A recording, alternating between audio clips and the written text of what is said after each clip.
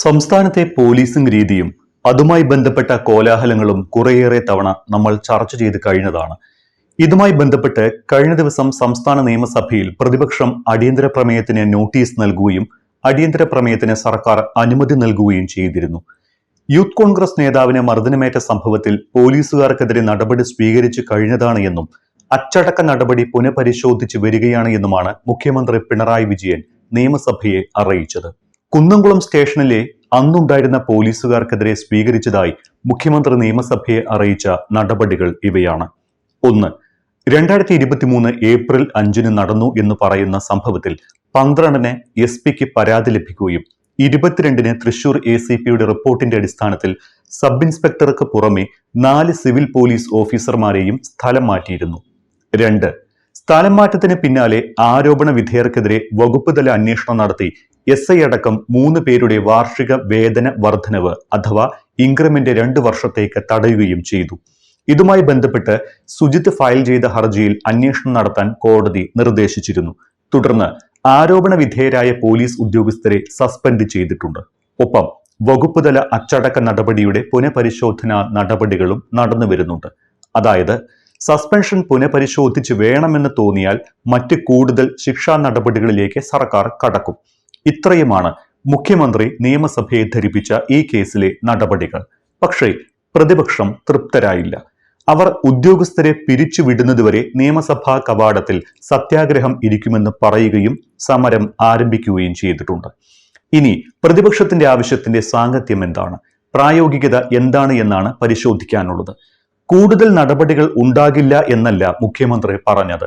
വകുപ്പ് തല അച്ചടക്ക നടപടിയായ സസ്പെൻഷൻ പുനഃപരിശോധിച്ചു വരികയാണ് എന്നാണ് മുഖ്യമന്ത്രി പറഞ്ഞത്. അപ്പോൾ പിരിച്ചുവിടണം എന്ന് പറയുന്ന പ്രതിപക്ഷത്തിന്റെ ആവശ്യത്തിന് എത്രമാത്രം കഴമ്പുണ്ട് എന്ന് ഒന്ന് പരിശോധിക്കേണ്ടേ? വേണം. ഇത്തരം കസ്റ്റഡി മർദ്ദനങ്ങളിലും മറ്റു കേസുകളിലും പോലീസുകാർക്കെതിരായ അച്ചടക്ക നടപടിയുടെ നടപടിക്രമങ്ങൾ ആദ്യം അറിയണം.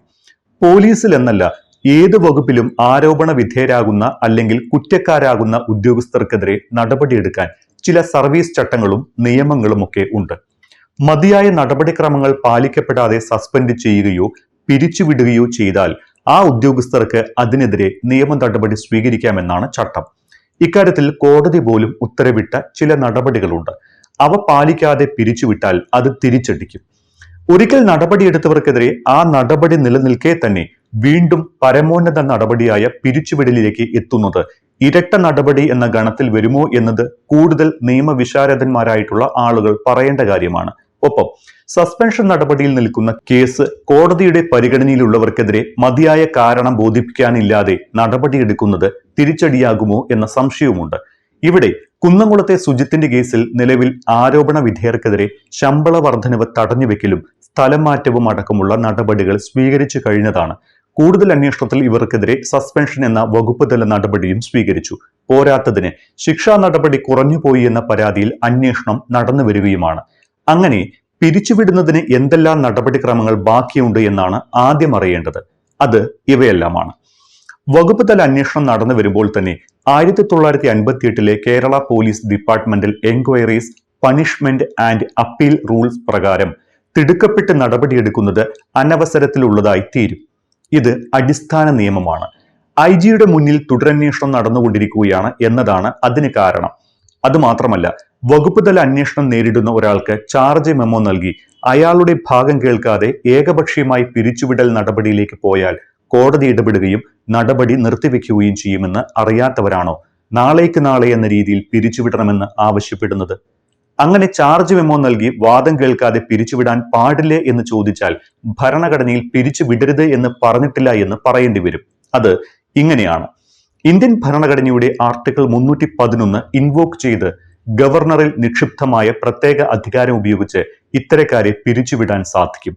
Tulsiram Patil versus union of India എന്ന 1985 കേസ് അടിസ്ഥാനമാക്കി സർക്കാർ ഉദ്യോഗസ്ഥരെ പിരിച്ചുവിടുമ്പോൾ എൻക്വയറി നിർബന്ധമാണ് എന്നും ആർട്ടിക്കിൾ 311 2ാം ഭാഗത്തിൽ പറഞ്ഞതുപോലെ അന്വേഷണമില്ലാതെ പിരിച്ചുവിടേണ്ടി വരുന്നത് അത്രയും അസാധാരണമായ സാഹചര്യത്തിൽ മാത്രമേ പാടുള്ളൂ എന്നും സുപ്രീം കോടതി വ്യക്തമാക്കിയിട്ടുള്ളതാണ്.